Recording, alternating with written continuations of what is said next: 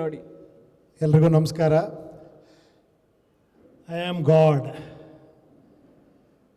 ನಾನು first I am god ಅಂತಿರೋ ರವಿ ಬಗ್ಗೆ ಮಾತಾಡಲ್ಲ, ಐ ಆಮ್ ಗಾಡ್ ಡ್ಯಾಡ್ ಬಗ್ಗೆ ಮಾತಾಡ್ತೀನಿ. ಫಸ್ಟ್ ಬಸವೇಗೌಡ್ರ ಬಗ್ಗೆ.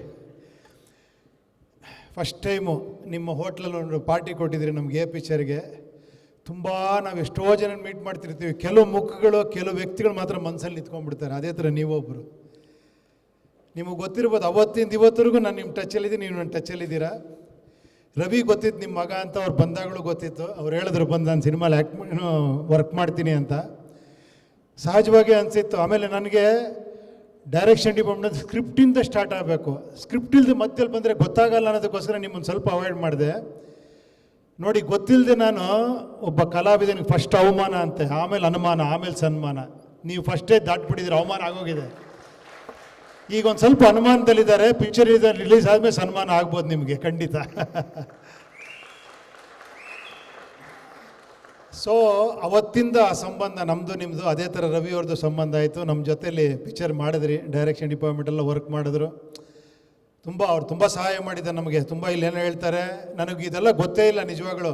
ಮಂಜಯ್ಯ ಹೇಳಿರೋದು, ನೀವು ಪಕ್ಕದಲ್ಲಿ ಇದ್ದಿದ್ದು ಇದೆಲ್ಲ ಹೇಳಿದ್ರೆ, ಅಯ್ಯೋ ನಾವು ಕೆಲವು ಸತಿ ಈ ಸಿನಿಮಾದಲ್ಲಿ ಇನ್ವಾಲ್ವ್ ಆಗಿ ಇಷ್ಟೊಂದು ಕೆಡ್ದಾಗ ನಾವು ನಡ್ಕೊಂಡ್ಬಿಡ್ತೀವ ಅನ್ಸುತ್ತೆ ಕೆಲವು ಸತಿ. ಅಲ್ಲ, ಗೊತ್ತಿಲ್ಲ ನನಗೆ ಇಷ್ಟೊಂದು ನಿಮಗೆ ಈ ಥರ ಯಾರೋ ಹೋಗಿ ಅಂತ ಹೇಳಿರೋದು, ಅದೆಲ್ಲ ನನಗೆ ಗೊತ್ತೇ ಇಲ್ಲ. ನನಗೆ ನೀವು ಬರ್ತಿದ್ರಿ, ಎಲ್ಲರ ಜೊತೆ ಇರ್ತಿದ್ರಿ ಅಂತ. ನನಗೆ ಡೈರೆಕ್ಷನ್ ಡಿಪಾರ್ಟ್ಮೆಂಟಲ್ಲಿ ಯಾಕೆ ಆಗಲಿಲ್ಲ ಅಂದರೆ ನೀವು ಸ್ಕ್ರಿಪ್ಟಿಂದ ಇರಲಿಲ್ಲ, ಅದಕ್ಕೆ ಒಂದೇ ಕಾರಣ. ನೀವು ಲಾಸ್ಟಲ್ಲಿ ಬಂದು ಜಾಯಿನ್ ಆದ್ರಿ. ಓಕೆ, ಸಂತೋಷ. ನೋಡಿ, ಇವತ್ತು ನೀವೇ ಒಂದು ಸಿನಿಮಾ ಡೈರೆಕ್ಟ್ ಮಾಡಿದ್ದೀರಾ. ಆಮೇಲೆ ಎಲ್ಲದಕ್ಕಿಂತ ಆಶ್ಚರ್ಯ ಅಂದರೆ ಐ ಆಮ್ ಗಾಡ್ ಅಂತ ಹಾಕ್ಬಿಟ್ಟು ಡೆವಿಲ್ ಮುಖ ಹಾಕ್ಬಿಟ್ಟಿದ್ದೀರಾ ಗಾಡ್ ಒಳಗಡೆ. ಅದೇ ಆಶ್ಚರ್ಯ. ಏನು ಸರ್, ಇದಲ್ವ ಟ್ವಿಸ್ಟು? ಹಾಂ, ಭಾಳ ವಿಚಿತ್ರವಾಗಿದೆ. ತುಂಬ ಚೆನ್ನಾಗಿ ಕಾಣಿಸ್ತಿದ್ದೀರಾ, ತುಂಬ ಚೆನ್ನಾಗಿ ಆ್ಯಕ್ಟ್ ಮಾಡಿದ್ದೀರಾ. You are also looking very beautiful. You acted very well. I wish you all the best.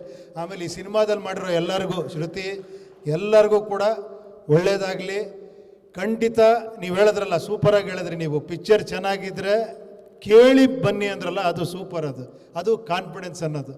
ಏನು ಹೇಳಿ, ಸುಮ್ಮನೆ ನೋಡಿ ನೋಡಿ ಅನ್ನೋದಕ್ಕಿಂತ ನನ್ನ ಪಿಕ್ಚರ್ ನೋಡಿರೋರನ್ನ ಕೇಳಿ ಚೆನ್ನಾಗಿದೆ ಅಂದರೆ ಮಾತ್ರ ಬನ್ನಿ ಅಂದ್ರಲ್ಲ, ಸೂಪರ್. ಅದು ಖಂಡಿತ ನನಗೇನೋ ಅನ್ನಿಸ್ತಾ ಇದೆ. ಟ್ರೈಲರ್ ನೋಡಿದೆ, ಸಾಂಗ್ ನೋಡಿದೆ. ಆಮೇಲೆ ನನಗೆ ಗೊತ್ತು ನೀವು ಎಷ್ಟು ಸುಮಾರು ಒಂದು 2 ವರ್ಷದಿಂದ ಈ ಸಿನಿಮಾನ ಮಾಡ್ತಿದ್ದೀರಾ. ನಿಮಗಿಂತ ಜಾಸ್ತಿ ನಂಗೆ ಸಂದೀಪ್ ಇದ್ದಾರಲ್ಲ, ಅವ್ರು ತುಂಬ ಹೇಳ್ತಾನೆ ಇರ್ತಾರೆ, ಅಲ್ಲ ರೀ 2 ವರ್ಷದಿಂದ ಸರ್ ಅವ್ರು ಕಾಂಪ್ರಮೈಸ್ ಆಗಲ್ಲ ಸರ್ ಅವರು ಒಂದು ಸಾಂಗ್ ಮಾಡೋದಕ್ಕೆ 1 ತಿಂಗಳು ಪ್ರಿಪ್ರೇಷನ್ ತೊಗೊತಾರೆ ಸರ್. ಈ ಥರ ನೀವು ಮಾಡ್ಕೊಂಬಂದಿದ್ದೀರಾ ಈ ಸಿನಿಮಾನ. ನನಗೇನೋ ತುಂಬ ವಿಶ್ವಾಸ ಇದೆ, ಚೆನ್ನಾಗಿ ಆಗೇ ಆಗುತ್ತೆ ನಿಜವಾಗ್ಲೂ. ನೋಡಿ, ನೀವೇ ಹೇಳ್ದಂಗೆ ಬೆಂಗಳೂರಲ್ಲಿ ಮಾಡಬೇಕಾಗಿತ್ತು ಸರ್ ಪ್ರೋಗ್ರಾಮು. ನೋಡಿ, ನನಗೆ ಗೊತ್ತಿದೆ, ಮೈಸೂರಿಗೆ ಬಂದೆ, ಮೈಸೂರಲ್ಲಿ ಮಾಡ್ತಾಯಿದ್ದೀರಾ. ಚಾಮುಂಡಿ ತಾಯಿ ಖಂಡಿತ ನಿಮ್ಗೆ ಆಶೀರ್ವಾದ ಮಾಡ್ತಾಳೆ. ಎಲ್ಲದಕ್ಕಿಂತ ನಿಮ್ಮ ಅಪ್ಪ ಅಮ್ಮನ ಆಶೀರ್ವಾದ ನಿಮಗಿದೆ. ಖಂಡಿತ ಒಳ್ಳೇದಾಗತ್ತೆ, ಎಲ್ಲರಿಗೂ ಒಳ್ಳೇದಾಗಲಿ. ಇನ್ನೇನರ ವಿಷಯ ಇದೆಯಾ? ಇನ್ನೊಂದು ಚಿಕ್ಕ ರಿಕ್ವೆಸ್ಟು.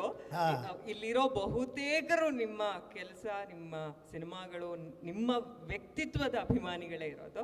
ಅವರೆಲ್ಲರ ಪರವಾಗಿ, ಆ ಅಭಿಮಾನಿಗಳ ಪರವಾಗಿ ಒಂದು ರಿಕ್ವೆಸ್ಟು. ಈ ಐ ಆಮ್ ಗಾಡ್ ಇದೆಯಲ್ಲ ಟೈಟಲ್ಲು, ನಿಮ್ಮ ಸ್ಟೈಲಲ್ಲಿ ಅವಾಗಲೇ 2-3 ಸಲ ಒಂದೊಂದು ಸೆಂಟೆನ್ಸಲ್ಲಿ ಹೇಳಿದ್ರಿ, ಬಟ್ ನಿಮ್ಮ ಸ್ಟೈಲಲ್ಲಿ ಬರಲಿ ಸರ್ ಅದು. To the camera.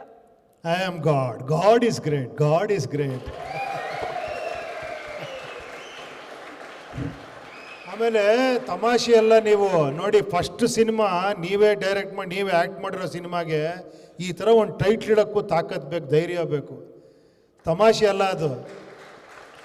ಎಷ್ಟು ಕಾನ್ಫಿಡೆಂಟಾಗಿ ಐ ಆಮ್ ಗಾಡ್ ಅಂತ ಫಸ್ಟ್ ಸಿನಿಮಾಗೆ ಇಟ್ಟಿದ್ದೀರ ಹೆಸರು. ನೀವು ಡೈರೆಕ್ಟ್ ಮಾಡೋ ಸಿನಿಮಾಗೆ ಅದರೊಳಗೆ ಅಷ್ಟೇನೋ ವಿಷಯ ಇದ್ದೇ ಇರುತ್ತೆ, ಇಲ್ಲಾಂದರೆ ಆ ಹೆಸರು ಬರಲ್ಲ ಅಲ್ಲಿಗೆ.